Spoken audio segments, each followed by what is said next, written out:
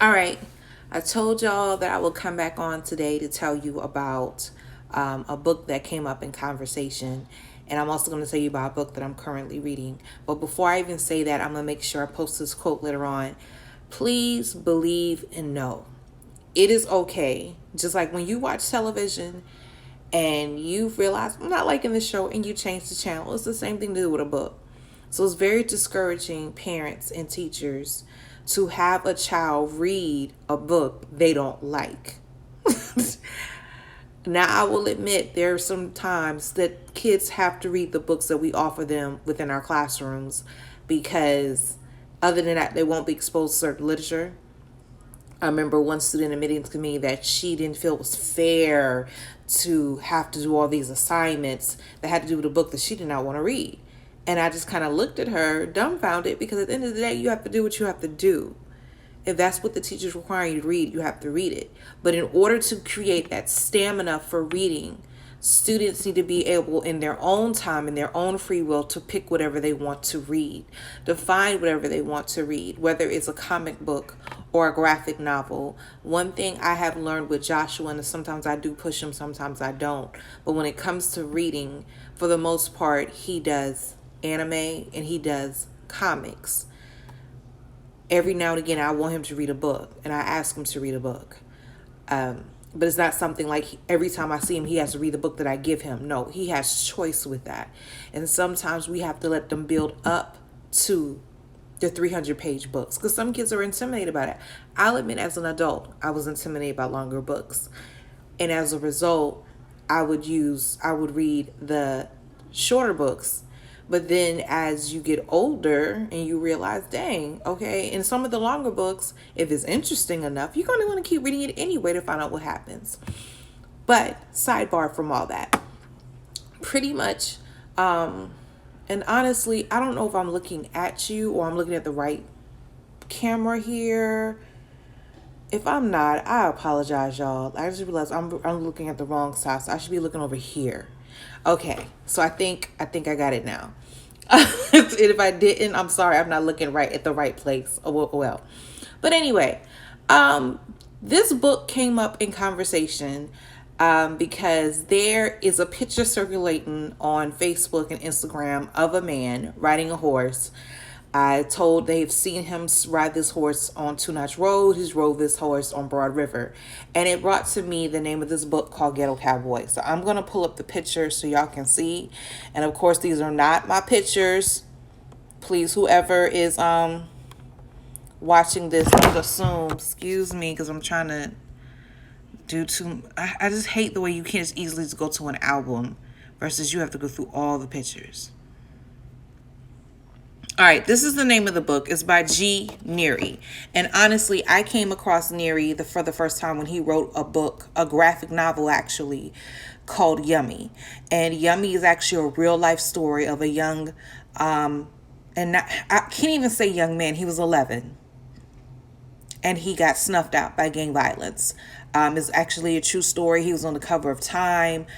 He was a mirror of what Chicago was dealing with when it came to violence and gangs. So when people talk about the violence in Chicago, this has been happening for years. And when I do a story with this book, and when I do, especially when I'm doing summer programs and whatnot, I like to show the kids how, okay, this is 1994. What's going on now? And it boggles their mind. It's the same thing. It's the same narrative. But that's a story for another time to talk about. But definitely, I have coupled it with The Outsiders because one of the main characters in The Outsiders, Johnny, finds himself in a situation where he's in a gang. And we associate the two stories of both homes. With both Johnny and Yummy came from a very abusive homes. And as a result, not giving too much away, but the Yummy feels a need to kill for his gang, and so does Johnny because he wants to protect who is like his brother, and how their lives spiral out of control as a result of that.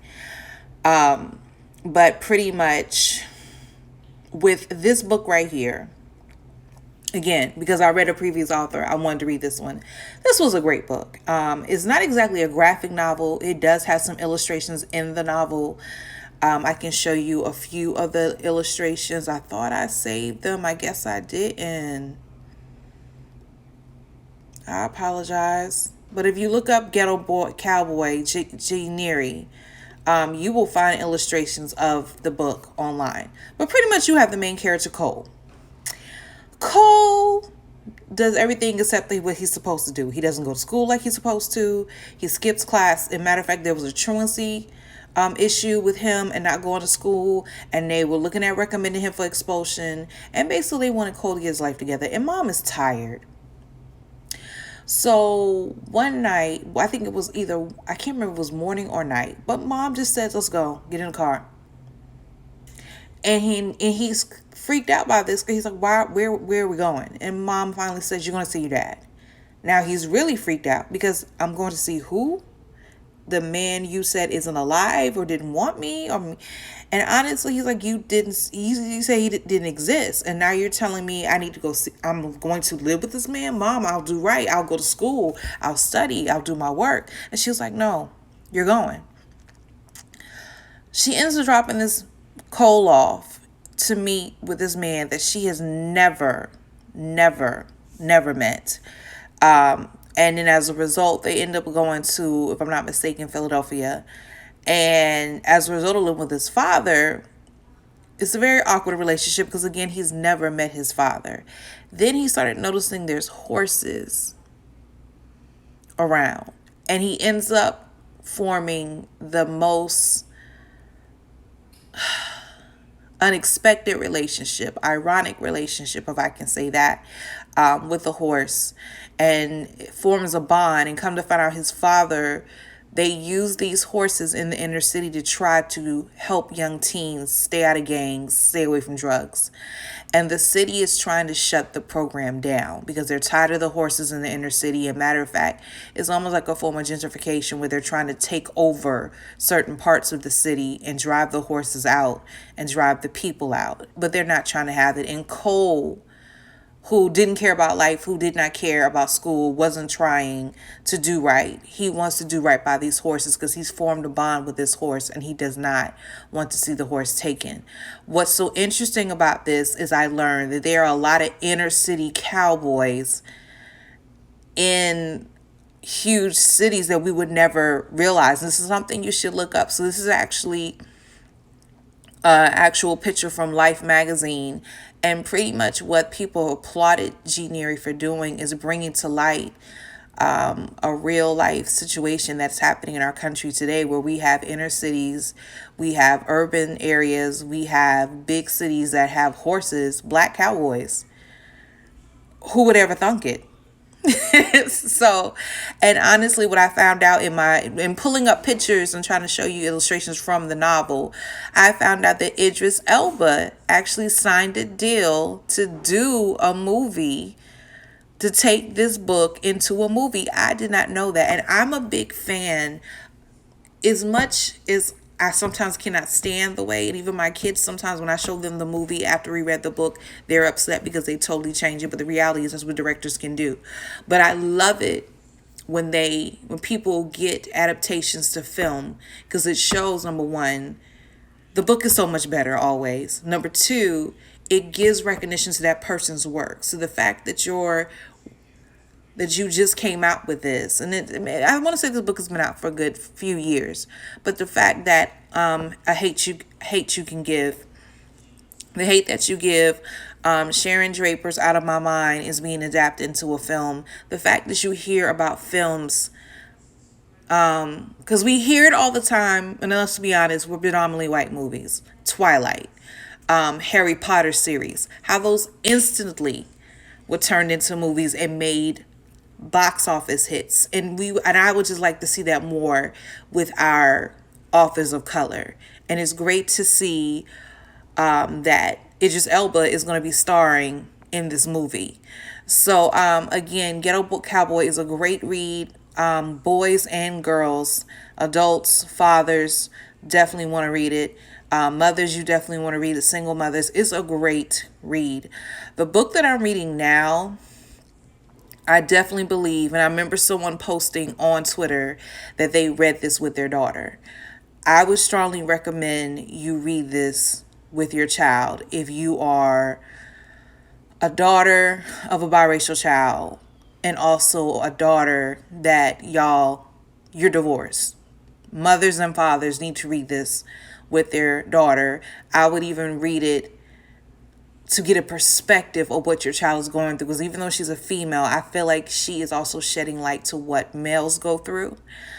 Pretty much blended. I thought it was going to come from the perspective of her being a biracial child, and is about that partly, but it's mostly about the fact that mom and dad go through a bitter divorce. She feels like her life is ripped apart. Even though dad goes and lives in California for a while, dad comes back, and they end up, which I never understood why this is okay. And maybe I don't understand because I'm not in that situation, and I just don't understand. But I never did understand the custody. And honestly, I never understood it because I had children and I noticed the differences in children, who they were in those situations where they spent half the week with the mom and half the week with the dad. And yes, they live in the same town, but sometimes the house, how they function is different. So you get two different children in 1 week as a teacher. So I never did understand why judges do that. And I understand why the parents may want that. But again, this is me speaking as a teacher. The main character, Isabella, she spends 1 week with her mom and 1 week with her dad. And because the school, she doesn't have to switch schools because of it. But she feels torn. She feels like I'm living my life with them, and then I'm living my life with my mom and her boyfriend, and I'm living my life with my dad and his girlfriend and her son, and she doesn't feel like she's living her life. She's 11 years old. She's beautiful young lady, very talented. Matter of fact, the father is a lawyer, and that's the thing, the dynamics of the family. Mom is working at the Waffle House, barely making it. Dad is working. Dad is a big time lawyer. The house is huge. Even how she shops with her mom versus her dad is totally different. Her mom supports her piano by, she has a keyboard she's had for years. She sees nothing wrong with it. But her dad, he makes sure she had a grand piano. He actually has an instructor that is from Russia who comes into the house to give her piano lessons. It's crazy. And in the back of the book, and I wish I could show it to you, but in the back of the book, it shows how, because her lives are so separate at these two different houses, she takes one book bag to the dad's house, and she has one book bag at the mom's house. And she never understood why she never just didn't combine all her belongings in one bag. And she realizes she feels split, and she hates this. Like, it was one weekend, she was not with the mom, she was not with the dad, she was hanging out with her friend, and she felt like she could be herself. And it's definitely, it opens your eyes to what a child in a divorced family goes through. And I highly recommend this. If you have been through a divorce, if you have kids, I highly recommend that you read this. I highly recommend that you read this. I wish I can give you more details, but I don't want to give away the book. Another thing that's being tested in the book is her heritage, and the fact that she finally admitted to her mom that I don't identify myself as white, I identify myself as black, even though I'm biracial. And she's starting to see some issues that her father had already brought to her attention, how, because you're black, people are going to follow you in the store. People are going to think you're going to do certain things. And she couldn't understand it because, again, she is 11 and she's never dealt with racism. Well, her favorite teacher, who she loves, I don't know how they got onto the story, but they started talking about lynchings. It had to do with whatever they were studying at the time.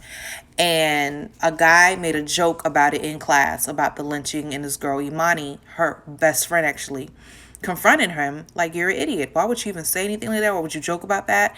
You know, people from my race were killed over nothing, and this is how they were killed. And then the class settled back down. So then a few days later, and it may have been weeks later, Imani finds a noose in her locker, in her gym locker. And that's what kind of throws everyone off, because everyone assumes it should be a girl who did this because it was in a girl's gym locker. And of course, police come in and question. And as a result, Isabella is noticing just things that she's never noticed before when it comes to race. And she's being faced with scenarios and situations that she never had to encounter before. What I do love about it is both mom and dad are both very encouraging. The only thing they can't seem to see, though, is how this little girl feels like she can't breathe because she's in between two households. And even though she has fun with both sets of parents, she still feels like, y'all not getting it. Y'all not hearing me. And as a matter of fact, there was a scene where they always meet in front of the Apple store at the mall. And the mom was running late. And what's so crazy, though, the dad ran late on the previous visit. So I was like, why is he huffing and puffing and you did the same thing? So then immediately when she gets out the car, the dad is like, get in the car. And the mom was like, no, she's not getting in the car. And they're arguing back and forth. Imani doesn't know what she wants to do. So finally she throws everything down, sits on the pavement, and just starts crying. And she's like, I'm not going anywhere. And that was her way of acting out.